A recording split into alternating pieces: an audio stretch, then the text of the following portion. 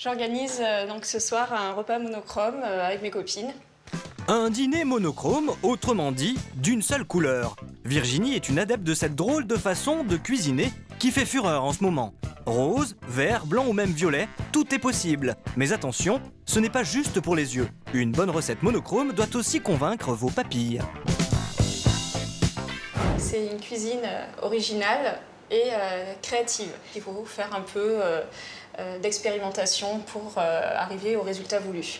Ce soir, Virginie reçoit des amis à dîner. Alors, qu'a-t-elle décidé de leur préparer? Alors, j'ai acheté du saumon, donc du saumon fumé et du saumon frais. Donc là, je vais faire des rillettes aux deux saumons. Vous l'avez deviné, aujourd'hui, la couleur à l'honneur sera donc le rose orangé. Pour réussir un repas monochrome, l'essentiel est donc de bien choisir ses ingrédients en fonction de leur teinte, puis de les cuisiner sans la dénaturer. C'est pour ça que Virginie cuit son saumon dans l'eau bouillante. Ça va lui permettre de cuire un petit peu et surtout d'avoir une couleur un peu plus rose. Les pavés sont ensuite mélangés avec du saumon fumé. Petite astuce de Virginie, pensez à les assaisonner avec du poivre, rose évidemment. Alors pour accompagner les rillettes au saumon, j'ai préparé une génoise salée au citron. Au citron?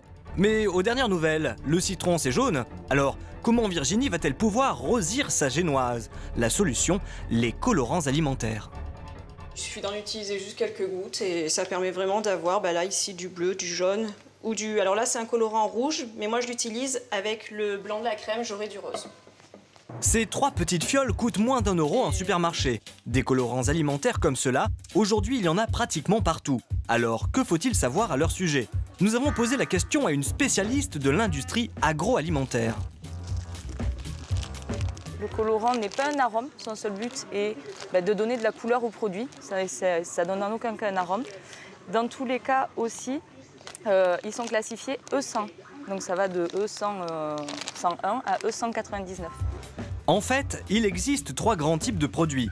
Les colorants de synthèse, comme les colorants artificiels, sont des composés chimiques, alors que les colorants naturels sont dérivés des plantes ou des animaux.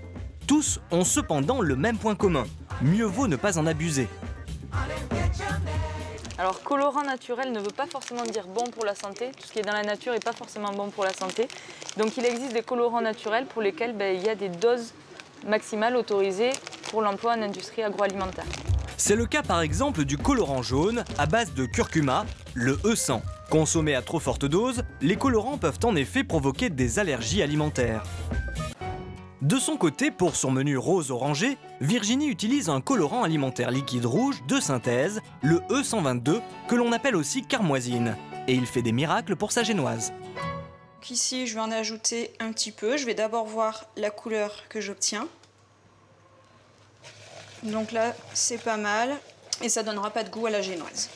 Effectivement, sa génoise est bien devenue rose. Mais comme les colorants alimentaires sont neutres, aucun risque qu'ils lui donnent un goût chimique. Voilà, ma génoise est prête. Je vais la mettre au four.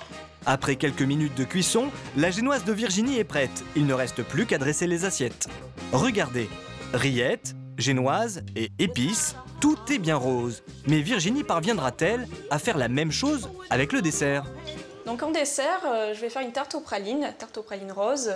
Pour ça, il faut des fonds de tarte, des pralines, autrement dit des amandes enrobées de sucre rose et de la crème liquide blanche. Enfin, pour l'instant. La crème va devenir rose avec les pralines. Faites chauffer le mélange crème et praline, puis versez-le dans les fonds de tarte et le tour est joué. Reste à savoir ce que vont en penser les copines de Virginie. Bienvenue pour ce repas monochrome rose. Oui, c'est frais, original, la couleur. Vu avec le citron qui fait un peu acide et avec le rose ça fait doux, donc je trouve que ça se marie bien. Ça apporte la douceur. Ça fait très fille, ça fait très curly, non mais c'est assez sympa. Le repas monochrome tout rose de Virginie fait donc l'unanimité. Et si ça vous tente, sachez que cette nouvelle façon de cuisiner remporte un tel succès qu'il existe même des cours pour en apprendre les bases. On ne le dirait pas, mais Florence et Hélène ne sont pas seulement en train de faire leurs courses dans ce marché parisien. Elles sont en fait en plein cours de cuisine monochrome. Et leur prof, c'est elle, Nathalie. Super intéressant pour faire du... Avec ces salades, vous pouvez faire des veloutés, c'est-à-dire les transformer comme des veloutés de laitue, etc. Alors, Leçon du jour, apprendre à faire ses courses pour composer un menu entièrement vert. Et si Nathalie a choisi cette couleur, ce n'est pas par hasard. On utilise des choses vertes pour manger au printemps. En fait, il suffit de regarder l'étal du marché et tout ce que vous avez, c'est du vert. Pour Nathalie, il faut donc choisir la couleur de sa cuisine en fonction de la saison et regarder ce que ça donne concrètement. Sur l'étal de ce maraîcher, ce ne sont pas ses légumes qui l'intéressent, mais juste leurs feuilles. Autrement dit, tout ce que nous jetons à la poubelle. C'est pas le pigment rose qui nous intéresse, c'est le pigment vert pour ajouter dans notre velouté de fans, de feuilles, etc. Et ça va permettre de faire un velouté très vert. Alors, Florence et Hélène, ce qu'on va préparer, c'est un velouté donc, de toutes les fans de radis, de navets, du daikon japonais. On va tout mettre à fondre. Pour faire ce velouté, il suffit de ciseler les feuilles que vous faites cuire à la casserole. La difficulté, c'est d'éviter que la cuisson ne fasse tourner votre couleur du vert tendre au vert brun peu appétissant.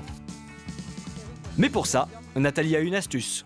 Alors, on verse du gras. Le corps gras va permettre de pelliculer toutes les feuilles et ça va permettre de piéger la couleur, la chlorophylle de toutes ces fans de radis et de navets et des épinards. Et ça permet de les piéger et donc de maintenir le vert pendant la cuisson. Il ne reste plus qu'à laisser mijoter et à mixer toutes les feuilles. Ça y est, on a un velouté parfaitement vert. Le vert est resté extrêmement présent. Et pour son dessert, Nathalie utilise cette drôle de poudre verte. Il s'agit d'un thé japonais qu'on appelle matcha. Sa couleur vert pomme est 100% naturelle. Et en plus, quelques pincées dans la pâte suffisent pour concocter des financiers d'un vert bluffant. Voilà, les financiers sont tout beaux, le vert est toujours là. Nathalie a donc cuisiné un repas 100% vert. Et pourtant, comme vous l'avez remarqué, elle n'a pas utilisé une seule goutte de colorant alimentaire. Car pour elle, c'est du gadget. On a préparé un repas tout vert avec des éléments naturellement verts, avec des fortes pigmentations vertes. Sur ce repas-là, précisément, on pourrait mettre du colorant, mais là, il nous manquerait vraiment quelque chose, c'est le goût. Avec ou sans colorant alimentaire, la cuisine monochrome est donc une nouvelle façon de cuisiner, à la fois ludique et de saison. Et en plus, ce n'est pas plus cher que la cuisine traditionnelle. Il suffit juste d'avoir un peu d'imagination.